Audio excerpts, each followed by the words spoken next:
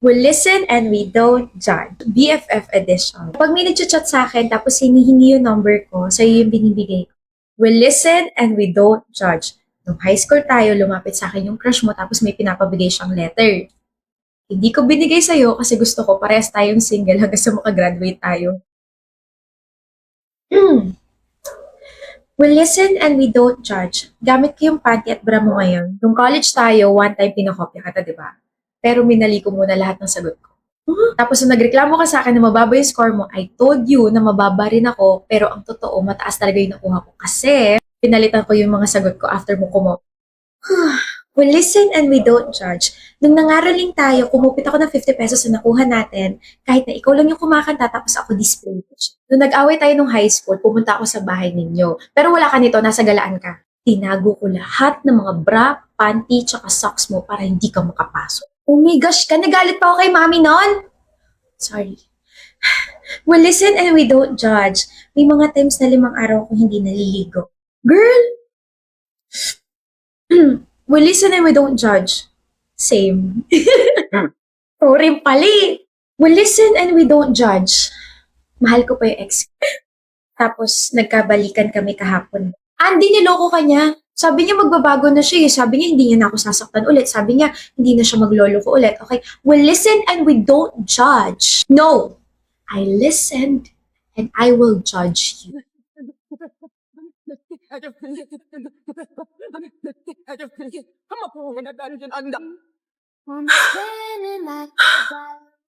Tapos ka naman, Ermo. I hope you learn something. Listen and we don't judge. Aba, hindi pa siya tapos. Nagpanggap ako nagkabalikan kami ng ex-con cheater para pagurin ka magsalit. Gumanti lang ako kasi dahil sa'yo, hindi kami nagkatuloy ng crush ko nung high school. Nauhaw ako rin ah. Miles, mag-usap tayo. Sumunod ka sa akin. Miles, ano ba? Mag-usap nga sabi tayo eh. Ayoko, Giselle. Miss, ayaw raw niya. Manahimik kang buwisit ka kung ayaw mo sabunutan kitang hayop ka. Giselle! Mag-usap nga sabi tayo kung ayaw mong mapahiya tong babae mo. Abe ba, Ira? Okay, ingat ka. Ano ba pag-uusapan natin? Sino yun? Si Ira. Babae mo. Watch your mouth, Giselle. Di ko siya babae. Hindi ko lang siya babae. I like her, okay? You like her? Eh ako? Anong ikaw? I thought you liked me. Akala ko ako lang. What? Sabi mo gusto mo ako. Yeah. Eh bakit gusto mo na yung pangit na babae na yun? I said watch your mouth. Gusto ko nga kita. 2 months ago. Eh ngayon? Malamang hindi na. Baliw ka ba? Wait. Nagsiselos ka ba dahil kasama ko si Ira at gusto ko siya? No. Are you jealous, Giselle? Yes. Gusto mo na ako ngayon? Yes, Miles. I'm sorry for rejecting you 2 months ago. I was being in denial and hindi ko kaagad na-realize na gusto kita. It's okay. You don't need to say sorry for rejecting me. Desisyon mo naman yan at nire-respeto ko yun. You can court me again. Giselle. Nahihibang ka na ba? Ano ko tanga? Miles, hindi ako martir. Ang bilis mo naman. Sinabi mo tumigil na ako. You said you don't like me at nakakadiri ako. Of course, I was hurt and I was lost. But I moved on and I found Ira. Huwag kang magsalita at kumilos na para bang kailangan umikot yung mundo ko para sa'yo. Nirespeto ko yung desisyon mo noon. Ngayon, irespeto mo ko at si Ira na gusto ko. Babalik ka rin sa akin. Iiwan mo din yan. Sino may scissor? Ako. Pero mo ko. To. Ay, sorry, medyo mapural. Teka. Shh. Shh.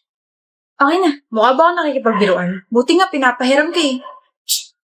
Visit. Alam mo ba, Dylan, nadulos ako. May sakit. Wala akong pake. Meron kang pake. Kaso yung pake mo, nasa puwet ko, nagkakape. Hi, Dylan, magka-grupo tayo. Bakit? Ang sakit mo, ha? May maiaambag naman ako. Ano? Pansit Canton. Ma'am, pwede po magpalit ng member? Joke only. Be happy. Tuwang-tuwa kang binibwisit ako, no? Halata bang you're my happiness? Alam mo namang maiksi pasensya ko, diba? Ganito ka iksi? Oh, tumingin ka. Pakutos. Kung ayaw mo, tutuklawin ka na lang nito.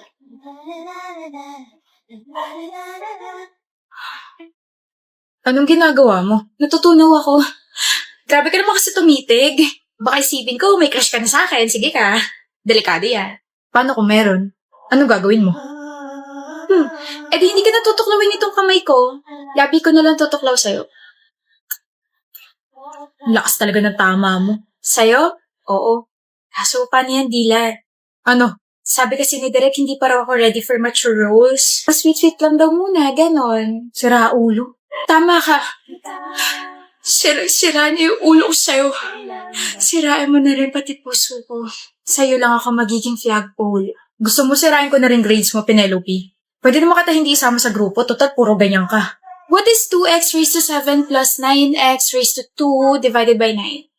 Oh, nandiyan ka pala, Dylan. Sorry, nagwa-warm up kasi ako para sa group project natin.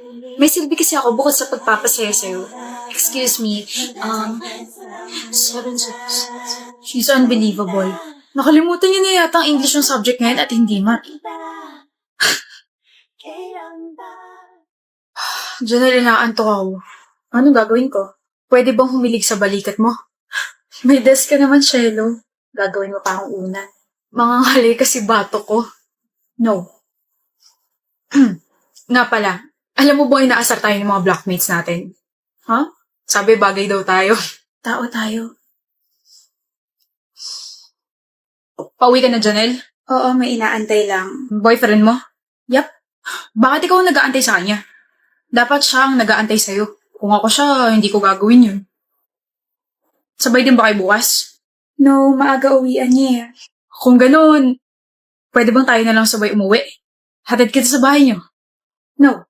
Dali na. Ang word kasi parang, I need to protect you. Tsaka nababother talaga ako na pinag-aantay ka ng boyfriend mo. Ayaw mo nun? Blockmate mo na nga ako. May kasabay ka pa. Weird din na sinasabi mo sa akin yan eh nababother ako kasi kanina ka pa nangungulit. Bakit bang sungit mo? Kasi may boyfriend ka? Wala namang mali siya. You can take no for an answer? Uncomfy ako around you, ayan sinabi ko na. Baka pwedeng tigilan mo na ako. Arte mo ah. Oo, maarte talaga ako. Ako na nga nag-i-insist na ihatid ka. Nag-iinarte ka pa? Hindi mo ba alam na ang dami naghahabol sa akin tapos tatanggihan mo lang offer ko? Ang dami may gustong kasabay ako pa uwi. Tapos ikaw naman na hindi kagandahan, gaganyanin ako. Hindi ko alam eh, sino ba umahabol sa'yo? Mga tanod? Nakakatawa yun ha? Nakakatawa yun? Nadja, gusto mo bang mapahiya? Aray! Ay, sorry. Mukhang ikaw na yung napahiya. Sino ka ba ha? King, boyfriend ni Janelle. Mukha akong paapre. Ge, una na kami ha. Tara babe.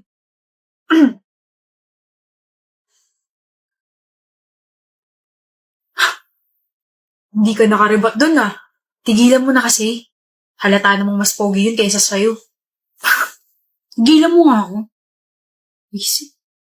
You snitch? Bakit mo naman ginawa yun, Debbie? Yung ano, inggit na inggit ka talaga sa akin, no? Yung ano nga? Mitch, hindi ako manghuhula para hulaan yung tinutukoy mo. Nakipaghiwalay sa akin yung boyfriend ko kanina. Bakit mo naman sinabi sa kanya na may kasama ko ibang lalaki kagabi? Huh? Ikaw lang yung pinagsabihan ko noon. I trusted you, you snitch. Teka nga. We're best friends for almost 7 years now.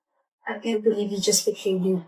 Mitch! Well, simula pa lang naman nung una, alam ko na may pagtingin ka sa boyfriend ko.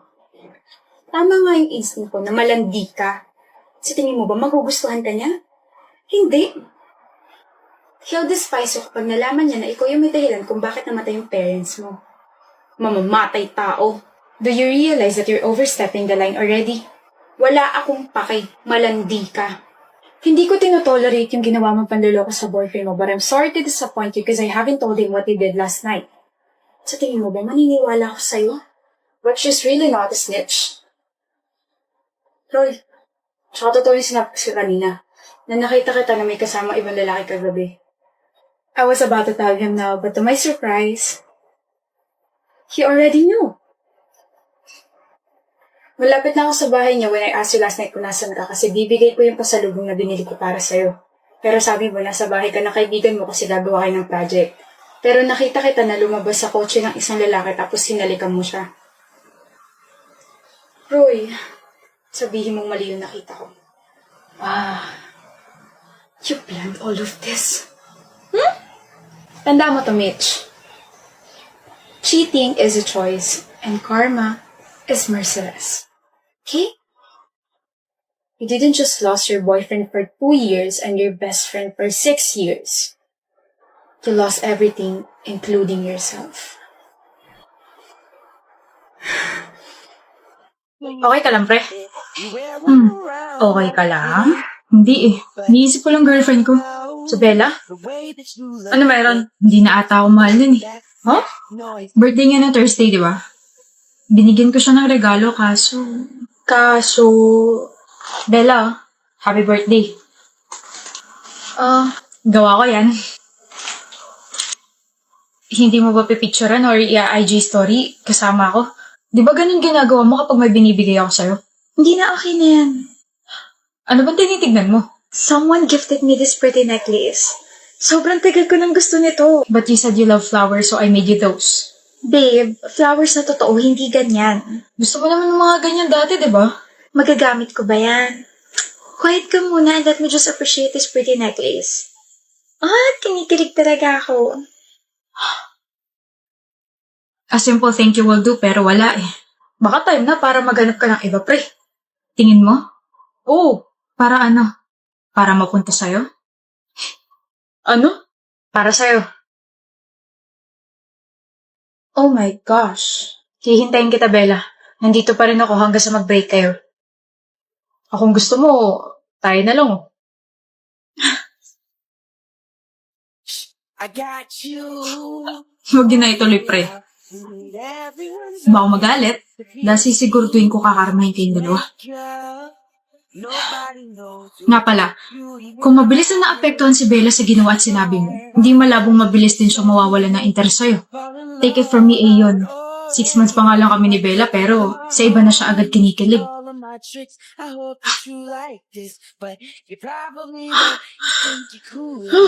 Sabi ko nga, wag na eh. Nakakatakot talaga siya.